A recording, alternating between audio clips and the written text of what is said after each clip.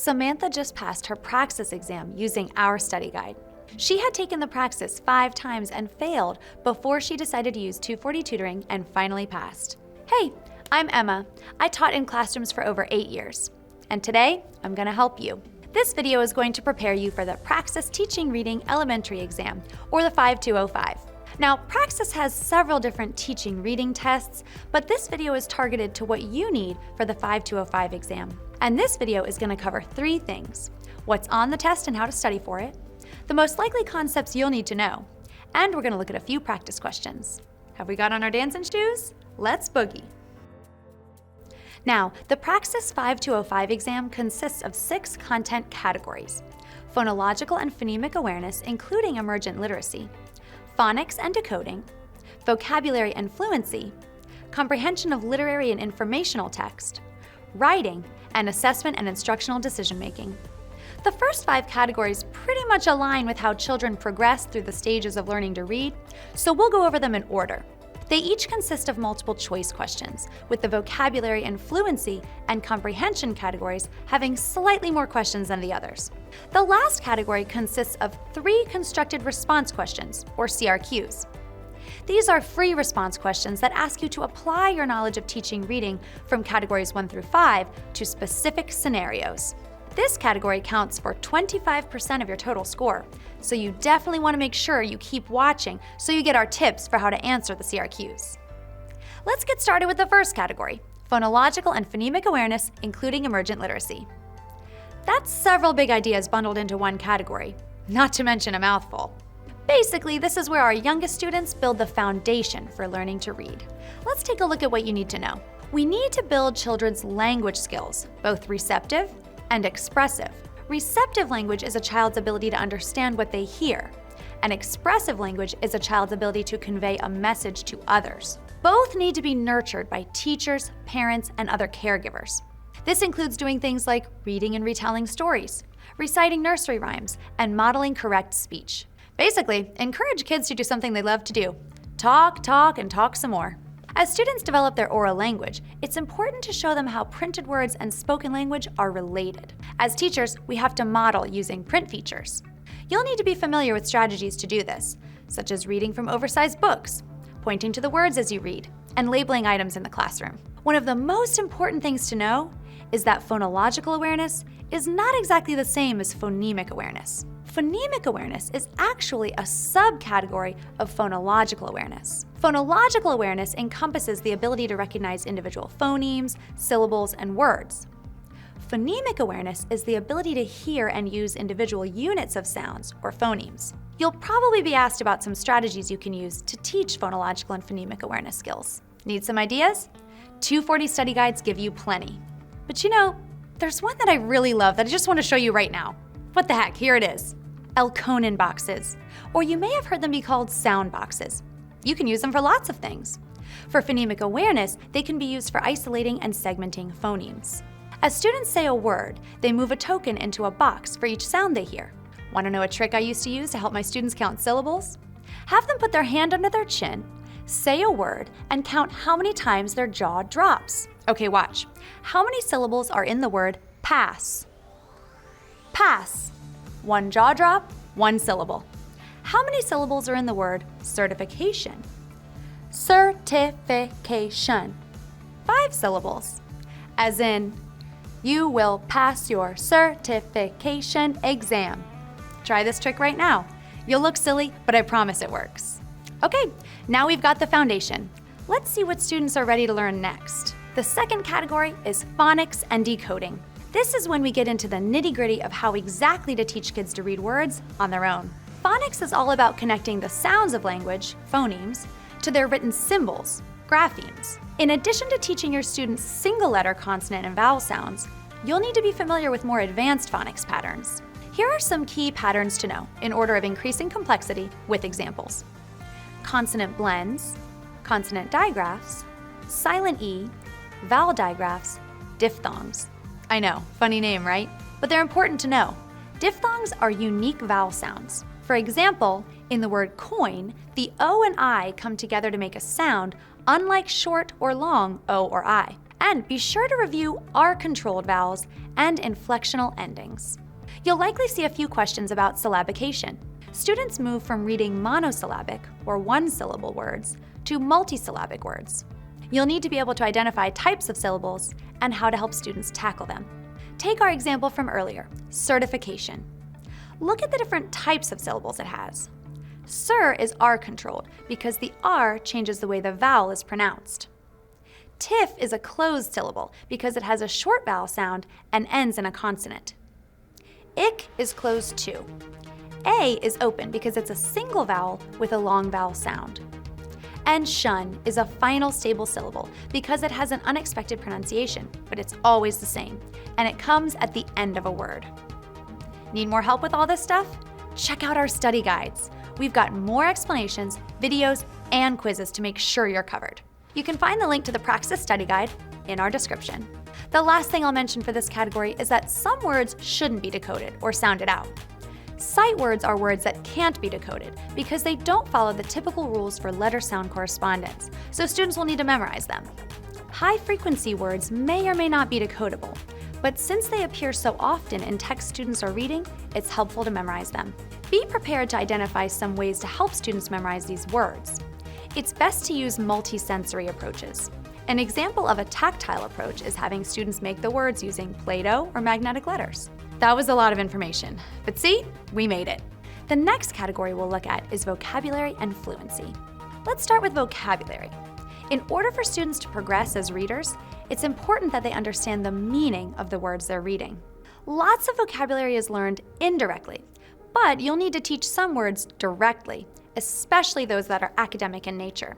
You'll need to know some methods for teaching new vocabulary. A great example is the Freyer model, which has 4 boxes that organize information about the word. The key is actively engaging students with the word, not just having them copy a definition. You'll also need to be aware of how to teach your students to figure out the meaning of an unknown word they come across while reading. The most common method you'll see will be morphemic analysis, which also might be called structural analysis or just word analysis. Morphemic analysis refers to the process of breaking words into meaningful parts, or morphemes, to determine what those parts mean, and putting them back together to determine the meaning of the whole word. For example, you might get a question that asks you to identify a word on which morphemic analysis would work. Let's make it a fun one. On which one could you use morphemic or structural analysis? Pizza, pepperoni, reheat, tomorrow. The answer is reheat, because you can break the word into the prefix re and the root heat to understand that it means you can warm up yesterday's pizza again for breakfast. Okay, let's go over the other part of this category, fluency. The biggest thing to know is that fluency is made up of 3 components: accuracy, prosody, and speed. You'll need to know some strategies for supporting fluent reading. The right methods will depend on which component of fluency a student is struggling with, but in general, it's important to make sure they're reading at their current level and that they have lots of opportunities to read out loud. You can even let students record their reading and listen to themselves. Now it's time for Category 4, Comprehension of Literary and Informational Text. Here, students move from learning to read to reading to learn. You need to know the difference between literal, inferential, and evaluative comprehension. And you'll need to be able to recognize which strategies or types of questioning are best to develop each kind of comprehension. To build literal comprehension, work on things like summarizing and identifying plot elements, like setting. For inferential comprehension, help students recognize cause and effect relationships and make predictions. To develop evaluative comprehension, model metacognition and help students make opinions about the text.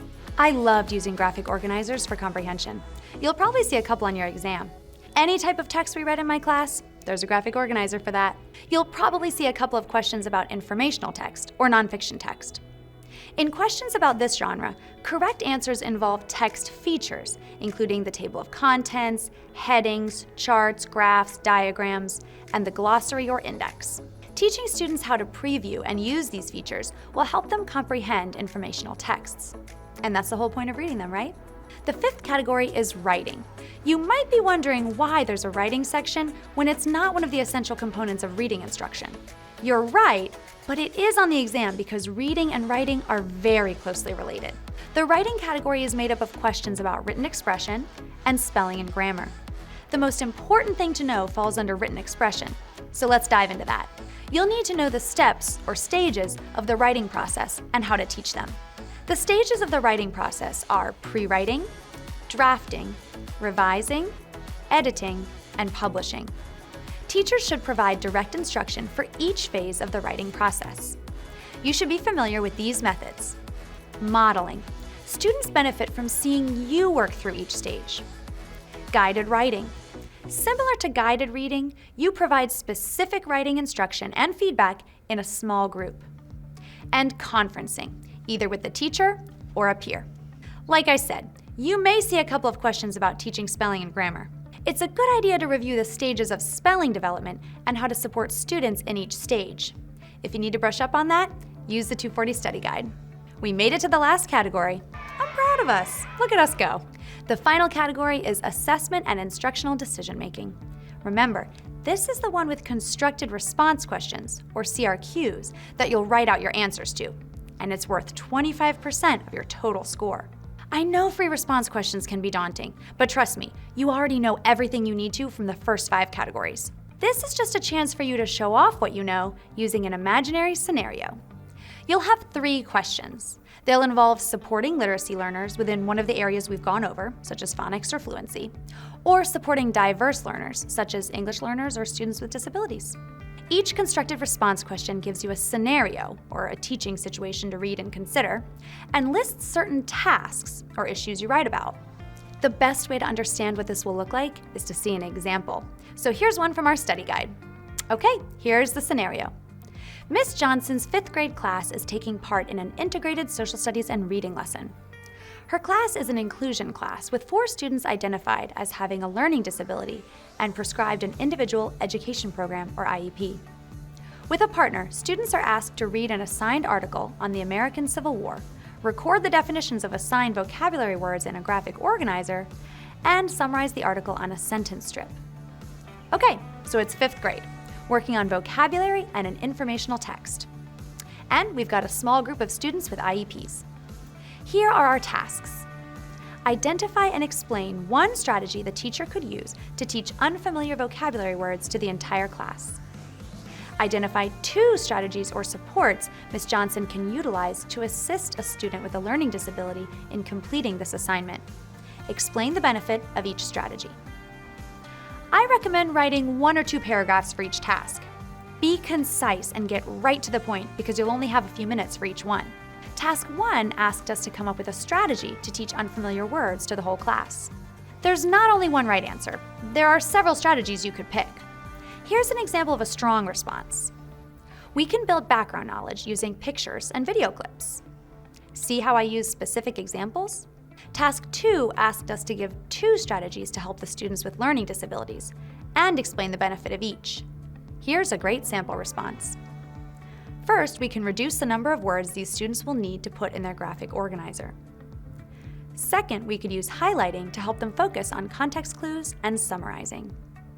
Note how we included a sentence or 2 about the benefit of each strategy. We've got lots more sample CRQs like this in our Praxis Teaching Reading study guide, including sample high and low responses for you to review and compare. Now that we've gone over some of the big concepts in our 6 categories and practice answering a question from category 6, let's look at some practice multiple choice questions from areas 1 through 5 to show you how those concepts can appear on the test. If you want a lot of practice questions, you can click the free practice test below. And when you're ready, subscribe to 240 and get all the practice questions you need to be 100% confident for the test. Did I mention the 240 study guide has a money-back guarantee that you'll pass?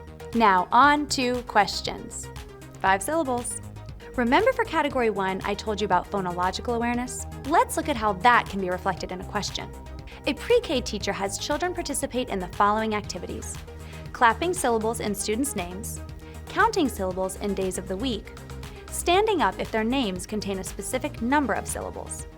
These types of activities help students to develop phoneme-grapheme relationships by pointing out how names are made of letters and sounds, develop phonological awareness by using meaningful words, develop letter-sound correspondence by breaking words into phonemes, develop phonological awareness by focusing on repeated specific letter sounds in names.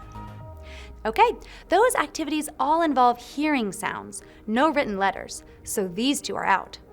They definitely promote phonological awareness, but is the focus on repeated letter sounds or meaningful words?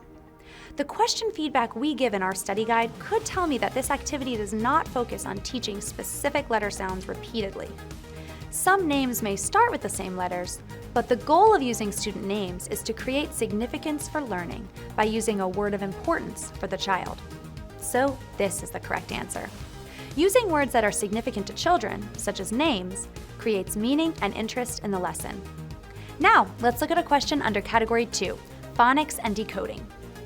A first grade teacher builds upon the phonics foundations already established in kindergarten. Since students progress at different rates, instruction will need to be differentiated to meet individual students' needs. Based on the progression of decoding skills, which of the following groups of words will be taught last? This one's definitely going to be taught last. Vowel digraphs and diphthongs are the most complex monosyllabic decoding stage prior to beginning multisyllabic words. What about those vocabulary and fluency questions? What do those look like? When choosing vocabulary words for his 5th grade students, a teacher has been purposefully selecting academic and high-frequency words. He already has various strategies and routine activities in place to facilitate the use of and interaction with high-frequency words. He is now focused on expanding his students' experiences with the academic vocabulary specifically. Which of the following would best support this goal? This is the correct answer. Reinforcing these terms across different content areas will expose them to the words in a new setting and increase the likelihood that they'll remember the words, their meaning, and how to use them in a sentence. And what about those questions about comprehension? What do those look like? A 4th grade teacher is planning a lesson to help facilitate student use of metacognitive skills to require students to self-monitor while they're reading a text. Which of the following activities would she use in this lesson? After reading, draw a picture of one of the characters from the story. Ask them to read the story a second time aloud to their neighbor. Pair students and require them to stop at multiple pre-selected locations in the reading of a text to perform think-alouds. Provide a short quiz at the end of the story that will be graded together. This is the correct answer. The Think Aloud activity will require students to stop periodically to think about what they're reading.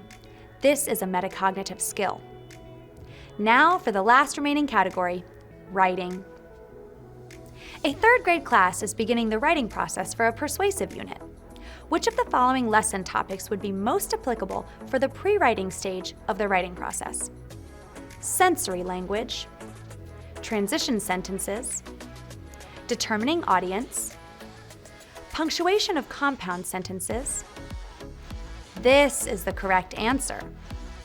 This is an important part of the pre-writing stage because it can influence how an argument is framed and which evidence is most impactful. Congratulations on finishing the video. If you found it helpful, give it a like. There's still plenty more to learn. Did you know that thousands of teachers have passed their certification tests using our study guides? If you really want to make sure you're prepared for the Praxis 5205 exam, take the next step and subscribe to the 240 study guide. It has hours of videos, so you can watch or listen while doing chores. It's test aligned, so you know precisely what you need to study. And it has hundreds of practice questions, so you can be sure you're ready. And it has the money-back guarantee. So click the link below right now to get started.